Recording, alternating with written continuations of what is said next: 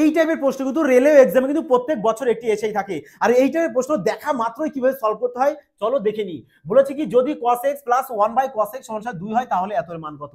এখানে কি করবে তোমরা জাস্ট একটু লজিক করবে যে আমরা x এর মান 0 ডিগ্রি ধরি, তাহলে বলো cos 0 ডিগ্রি মান কত চলে আসবে 1 চলে আসবে প্লাস এখানেও cos 0 ডিগ্রি মান 1 চলে আসবে, তাহলে 1/1 মানে 1 চলে আসবে। দেখো 1 যোগ 1 কত চলে আসছে আমাদের 2, তাহলে এই নাও 2 চলে আসছে। তাহলে এবার এখানে কি হয়েছে আমাদের এখানে ভেরিফাই হয়েছে। তাহলে চলে আসবো আমরা কোথায় এবার এখানে, তাহলে এখানেও কি x এর মান কত হচ্ছে 0 ডিগ্রি, তাহলে বলো cos 0 ডিগ্রি মান চলে আসবে কত 1 প্লাস এখানেও 0 ডিগ্রি মান 1 চলে আসবে, আর 1/1 মানে 1 চলে আসে 2 চলে আসলো, তার মানে কি আমাদের কারেক্ট অ্যান্সার কোথায় রয়েছে 2। দেখো তো অপশন সি। দেখো ত্রিকোণমিতি প্রশ্ন না এতটা সোজা ইজি ভাবে তোমাদের কনসেপ্ট করে ক্লিয়ার করে দেওয়া হয়েছে। যারা কমজোর আছো না, একদম যতই দুর্বল থাকো, জিরো লেভেল থাকো না কেন, তুমি পুরো জিরো, তুমি জিরো থেকে হিরো হয়ে যাবে। তুমি প্রপার ক্লাসগুলো দেখো, তোমাদের দেখো প্রপার থিওরি ক্লাস দেওয়া আছে। যারা দেখোনি অবশ্যই যাও দেখে নাও প্লে লিস্ট থেকে। যাই হোক বন্ধুরা, সবাই ভালো থাকো, সুস্থ থাকো, জয় হিন্দ।